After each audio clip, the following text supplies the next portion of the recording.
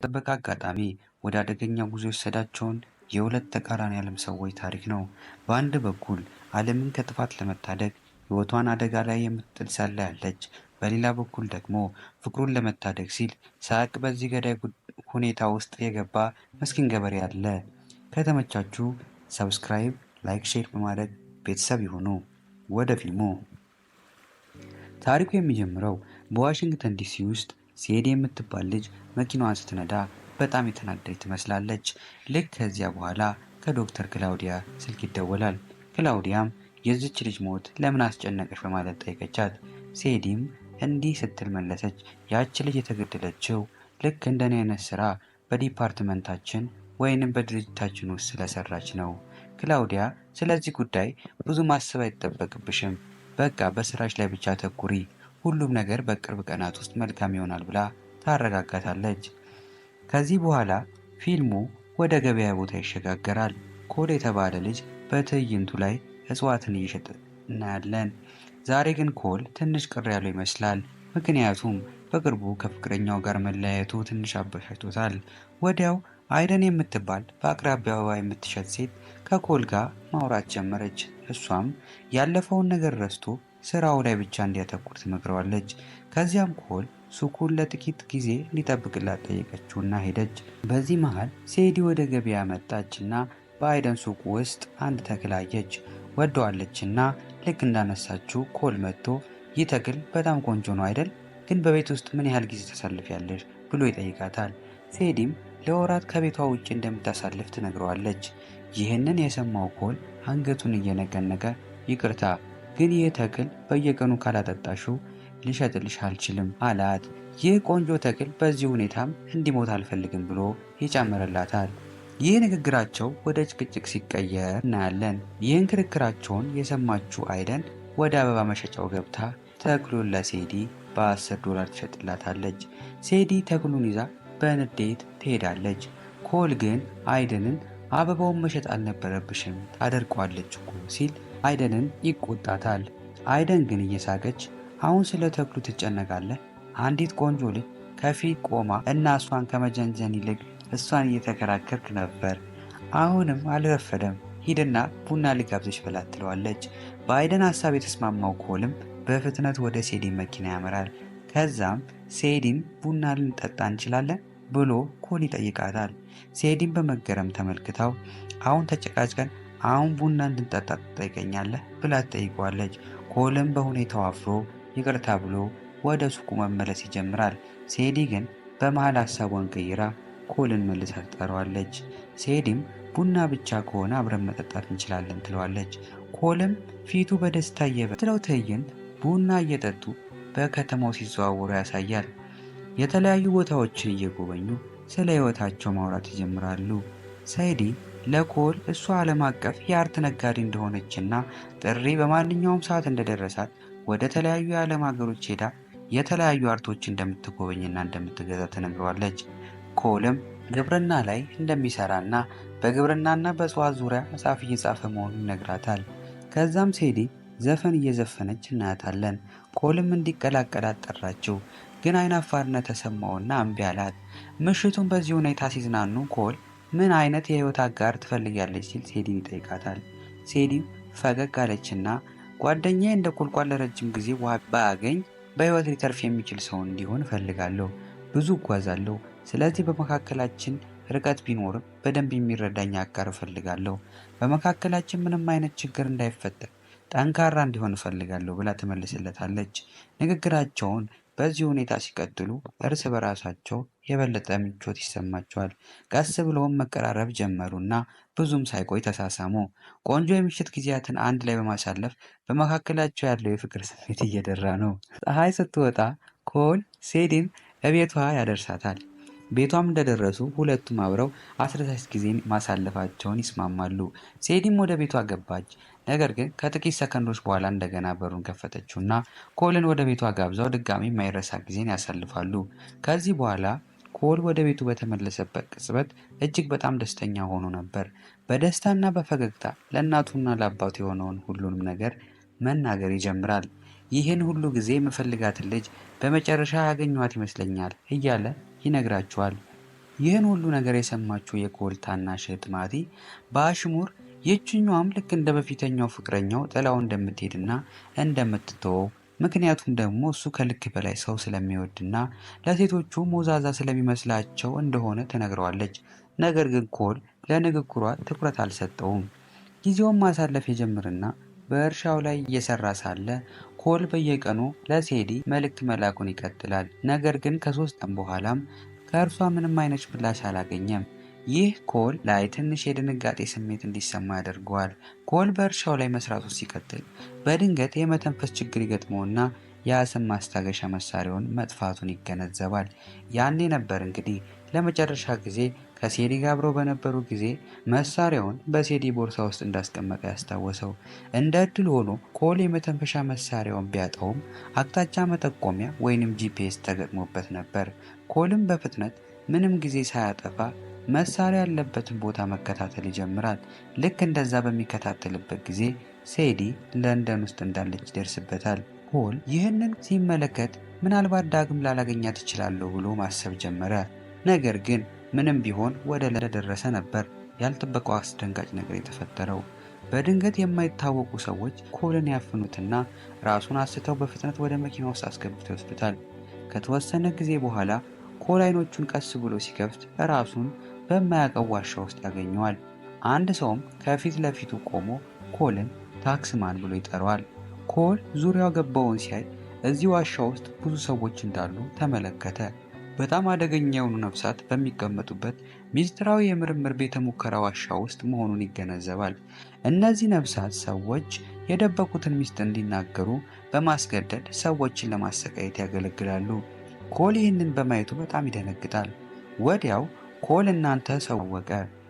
ሴዲ ሽጉጥ አውጥታ ለኮል ሰጠችውና ዝግጁ እንዲሆን እየነገረችው እያለ ሌሎች የማፊያ ቡድኑ አባላት ከየት መጡ ሳይባል ሴዲና ኮል ላይ የጥይት ሩምታ ይከፍቱባቸዋል።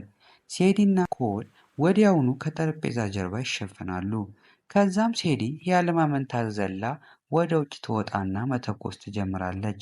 እያንዳንዱንም አንድ ባንድ ትገላቸዋለች። ጦርነቱ ልክ እንዳለቀ ኮል አሁንም በድንጋጤ ውስጥ አይቷት አንቺ ግን ማነሽ ሲል ይጠይቃታል። ላይ መተኮስ ጀመሩ።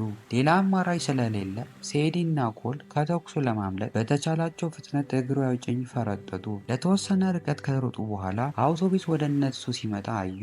ሴዲ አንድ ሰከንድ ሳታጠፋ ወደፊት እየሮጠች አውቶቡሱን አስቆመችና መሳሪያውን ወደ ሽጉጡ አነጣጥራ ሾፌሩንና ሁሉንም ተሳፋሪዎች ከመኪናው አስወረደቻቸው። ከዛ በኋላ ኮልና ሴዲ ወደ መኪና ውስጥ ዘለው ተሽከርካሪውን ተቆጣጠሩ። ሴዲ ከወታደሮቹ ለማምለጥ አውቶቡሱን በሙሉ ፍጥነት መንዳት ጀመረች። ሆኖም ሰራዊቱ ያለማቋረጥ መተኮሱንና ማሳደዱን ቀጥሏል። ብዙ ወታደሮች ወደ አውቶቡሱ ወጥተው እነ ሴዲ ላይ መተኮስ ጀመሩ። ሆኖም ግን በጀግንነት ታገሏቸው። የፈጣሪ እርዳታ ተጨምሮ ከሁሉም ወታደሮች ለማምለጥ ቻሉ። ነገር ግን ከተወሰነ ጊዜ በኋላ አውቶቡሱ በድንገት ተበላሽቶ በራሱ ቆመ። ይህ በእንዲህ እንዳለ ፊልሙ በሌላ ቦታ ሌቪክ ከተባለ ኃይለኛ የማፊያ አለቃ ጋር ያስተዋውቀናል። ሴዲና ኮልን ሲያሳድዱ የነበሩትን ሰዎች ወይንም ማፊያዎች ሁሉ የሌቪክ ተላላኪዎች ነበሩ። ከሌቪክ ሰዎች አንዱ የኮልን ፕሮፋይል አቅርቦ ታክስማን የተባለው ሰላይ ለይተነዋል፣ ነገር ግን ሚስጥራዊ በሆነ መንገድ እየሰራ እንደሆነና በማንኛውም የስለላ መረጃ ቋት ውስጥ ስለ እርሱ የተመዘገበ ምንም አይነት መረጃ እንደሌለ ለአለቃው ለሌቪክ ያስረዳዋል። ይህንን ሌቪክ ሲሰማ እየተበሳጨ ምንም ጊዜ ሳያባክን እነሱ ታክስማን ብለው የሚጠሩትን የኮልን ፎቶ ለሁሉም ቅጥር ነፍሰ ገዳዮች እና ሴዲ በእግራቸው መንገዳቸውን ቀጥለዋል። ከጥቂት ጉዞ በኋላ ታክሲ ተሳፍረው ማርኮ የሚባል ሰውን ለማግኘት ሄዱ። የሳዲ እቅድም ማርኮ የተባለው ግለሰብ ኮልን በሰላም ወደ አሜሪካ እንዲመልሰውና እንዲረዳው ነው። ቦታውም ላይ ሲደርሱ ማርኮ ወጥቶ ሴዲን ግጥም አድርጎ ይስማታል። ኮል በመገረምና በቁጭት ውስጥ ሆኖ ለማርኮ ሰላምታ ይሰጠዋል። ኮል ይህንን በፍጹም አይወደውም። ኮል ማርኮና ሴዲ ከዚህ በፊት አብሮ መስራታቸውን ቢረዳም ውስጡ ግን እንደተናደደ ያስታውቃል። ማርኮና ሴዲ ማውራት ይጀምራሉ። ሴዲ እዚህ የመጣችው ኢትሶ ስለሚባል ሰው መረጃ ስላገኘች እንደሆነ ለማርኮ ትነግረዋለች። ይህም ኢትሶ የተባለው ግለሰብ ዓለምን ለማጥፋት የሚያስችል ገዳይ መሳሪያ እንደሰራና ይህን መሳሪያ ያለው ደግሞ እነ ሌቪክ ጋር እንደሆነም ትነግሯለች። ከዚያም ሴዲ ወደ ማርኮ ዞር ብላ ምንም ይሁን ምን ኮልን ወደ አሜሪካ እንዲመልስላት ትነግረዋለች። ማርኮም ሴዲን ሊረዳት ይስማማል። ከዚህ በኋላ ማርኮ ተነስቶ ኮልን ሊወስድ መራመድ ሲጀምር የተኩስ ድምፅ ተሰማና ማርኮ በድንገት በጥይት ተመቶ ወደቀ። በዚህ ቅጽበት አንድ ሰው ከጨለማ ቦታ ወጥቶ ሴዲና ኮልን በመሳሪያ ያስፈራራ ሁለቱንም በጸጥታ ወደፊት እንዲራመዱ አዘዛቸው። ወዲያው ሌላ ጥይት ይተኮስና መጀመሪያ ላይ ፊልሙ ሴዲ መኪናውን እየነዳች ያሳየናል። በዚህም ሰዓት ኮል በድንገት አንድ ነገር ትዝ አለውና እነዛ ማፊያዎች ሲይዙት አንድ ሚስጥራዊ ኮድ ደጋግመው እየጠየቁት እንደነበረ ለሴዲ ይነግራታል። ይህንን የሰማችው ሴዲ ተናደደችና ለምን ከዚህ በፊት ይህን አልነገርከኝም ብላ ትጮህበታለች። ሴዲ በንዴት ውስጥ ሆና ትንሽ ካሰበች በኋላ ሌቪክና ግብረ አበሮቹ ያንን አደገኛ መሳሪያ ወይንም ቦምብ የተቆለፈበትን ሚስጥራዊ ኮድ እንዳላወቁትና ያለዚያ ሚስጥራዊ ኮድ ደግሞ መሳሪያው መከፈትም ሆነ መሸጥ እንደማይችል ትረዳለች። ይህንን ብቻ ሳይሆን ሌቪክ ኮልን ለመያዝ $1 ሚሊዮን እከፍልበታለሁ ያለው ምክንያትም ሚስጥራዊ ኮዱን ስለማያውቀው እንደሆነ ትደርስበታለች። ሴዲ በፍጥነት አንድ አስገራሚ ሀሳብ ይመጣላትና ኮልን በድንገት ጭንቅላቱን በመምታት ራሱን እንዲስት ታደርገዋለች። በመጨረሻም ኮል ሲነቃ የመኪና ኮፈን ውስጥ አፉ ታፍኖ እጁ ታስሮ በሌቪክ ሰዎች ፊት ራሱን ያገኘዋል። ነገር ግን ኮልን ያስደነገጠው ለእነሱ አሳልፋ የሰጠችው ሴዲ እንደሆነች ሲረዳ ነው።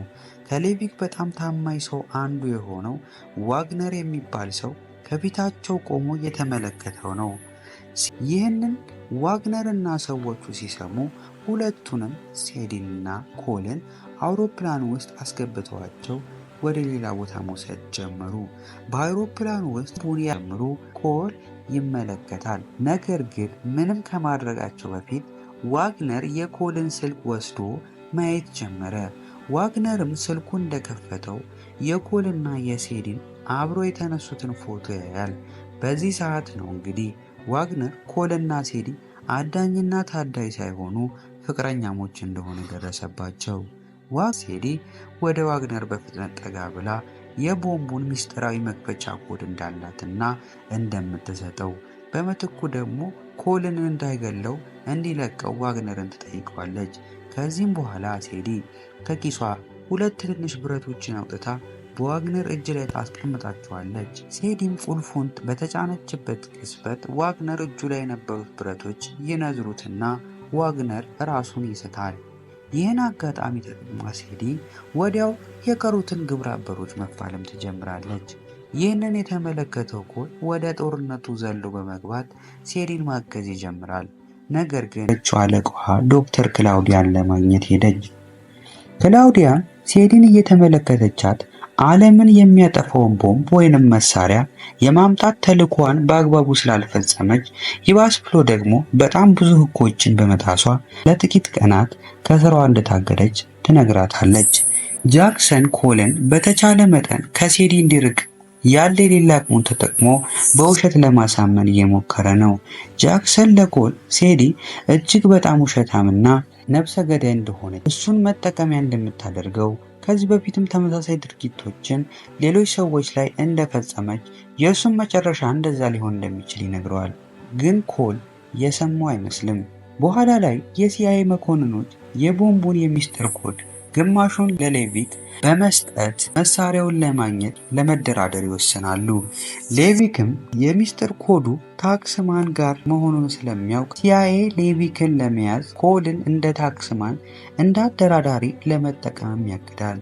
ሆኖም ኮል በእቅዳቸው ሳይስማማ ይቀራል። ነገር ግን ሌቪክ ካልተያዘ ለሱ ብቻ ሳይሆን ለቤተሰቡም እንደማይቻውን ለመጋፈጥ ወደ ሌቪክ ኮል የተቀመጠበት ቦታ ላይ ደርሰው ይቀመጣሉ። በመቀጠልም ሌቪክ የሚስጥር ኮዱን እንዲሰጣቸው ኮልን በሽጉጥ እያስፈራራ ማስጨነቅ ይጀምራል። ኮልም የሚስጥር ኮዱን እንደማያውቀውና አሁን ማንም ከሞት እንደማያድነው ስለሚያውቅ ከመሞቱ በፊት ትንሽ ደቂቃዎችን ለመግዛት ከተስማሙበት ብር ላይ የተወሰነ እንዲጨምሩለት መደራደር ይጀምራል። በሁኔታው የተበሳጨው ሌቪክ ኮል ኮዱን ካልነገረው እንደሚገለው የመጨረሻ የሞት ማስጠንቀቂያ ሰጠው። ሽጉጡንም ሊተኩስበት ሲል በኮልና በሞቱ መካከል የነበረችው የመጨረሻው ተስፋ ሴዲ ልዕልት መስላ ለኮል ደረሰችለት። ኮልም ሴዲን ይጠብቃት ስለነበርና ስለደረሰችለት በጣም ደስተኛ ይሆናል። ሴዲም ኮል አጠገብ መታ ትቀመጣለች። ለዳኒም እሷ እውነተኛ ታክስማን እንደሆነችና የሚስጥር ኮዱን እንደምታውቅ ትነግረዋለች። በተጨማሪም ኮዱን አሁን እንደምትሰጠውና በተመሳሳይ ሰዓትም 10 ሚሊዮን ዶላር በአካውንቷ እንዲያስገባላት ይነጋገራሉ። ያዘውን ሳጥን የሚስጥር ኮዱን አስገባችው። ሳጥኑም ተከፈተና ቦምቡ ሲወጣ በተነጋገሩት መሰረት ዳኒ ገንዘቡን ወደ አካውንቱ አስገባላት። ነገር ግን ሌቪክ ስራው ስላላለቀ ሴዲንም ሆነ ኮልን እንደማይለቃቸው ይነግራቸዋል። ያሉት መሳሪያቸውን አውጥተው ሌቪክ ላይ ያነጣጥራሉ። ይህን ጊዜ የዳኒና የሌቪክ ሰዎች መልሰው መሳሪያቸውን አውጥተው ቅጥረኞቹ ላይ ያነጣጥራሉ። ሌሎች ሰላማዊ የሆቴሉ ተገልጋዮች በሁኔታው ተደናግጠው ከሆቴሉ ለመውጣት መተረማመስ ይጀምራሉ። ሴዲም ይህን እድል በመጠቀም ሽጉጥ አንስታ የዳኒ ሰዎች ላይ በመተኮስ ጦርነቱን ታስጀምረዋለች። የዳኒም ሰዎች ኮልና ሴዲን ለመግደል የጥይት ናዳ ያወርዱባቸው ጀመር። ሴዲ ግን በሚገርም ጀግንነት መፋለም ትጀምራለች። ኮልም ግን የዋዛ አልነበረም። ባለው አቅም የፍልሚያ ሜዳውን ተቀላቅሎ እየተፋለመ ነው።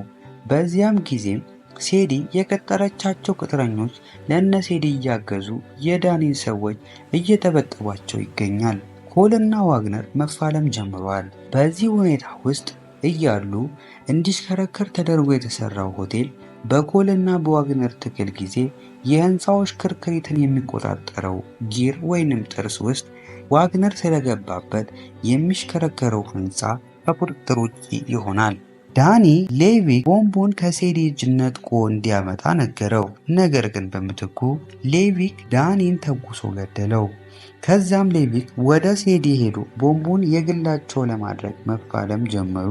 ስታናፍጠው ሲያናፍጣት፣ ስታስነጥሰው ሲያስነጥሳት፣ በዚህ ሁኔታ ትግሉ ለረጅም ጊዜ ቀጥሏል። ነገር ግን ሌቪክ ሴዲን ሊገላት እየተቃረበ ነው። ይህንን የተመለከተው ኮል በፍጥነት ሄዶ ሌቪክን ገፈተረው። ሆኖም ሌቪክ መሳሪያውን በእጁ ይዞ ስለነበር ለማምለጥ ሞከረ። ወዲያውኑ ሴዲ በሽጉጥ የጣሪያውን የተወሰነ ክፍል በመስበር ሌቪክ ላይ አራገፈችው። በዚህ ክፉኛ የተጎዳው ሌቪክ ከፎቁ ላይ ሊወድቅ ሲል ሴዲ ቦምቡን ከእጁ ላይ መንጥቃው በኮል እርዳታ ተርፋለች። ሌቪክ ግን ከፎቁ ላይ ወደ ተፈጠረባት ምድር እየተምዘገዘገ ይወድቃል።